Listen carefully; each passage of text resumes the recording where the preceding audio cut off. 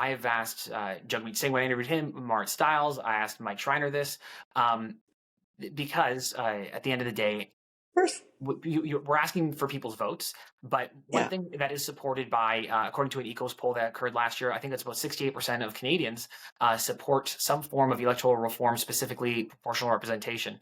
Where does the Ontario Liberal Party fall in terms of their views on electoral reform? Yeah, so I'm all about, I believe in ranked ballots. We have to do them, obviously, when you run for leader or a nomination race is not a problem.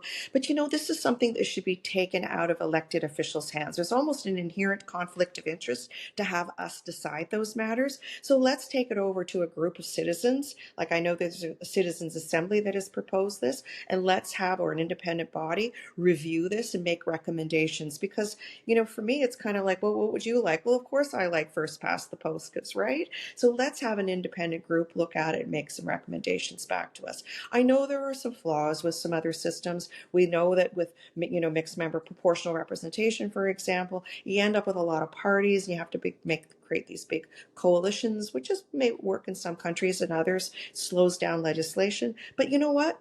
Let's take it outside and let a citizen group look at it and bring back some recommendations.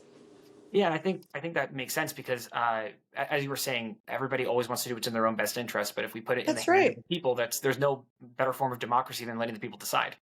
That's right. It's better democracy. So we put it in their hands and let them decide. And, otherwise we have a little bit of a conflict of interest about with it, right? It's just a little bit.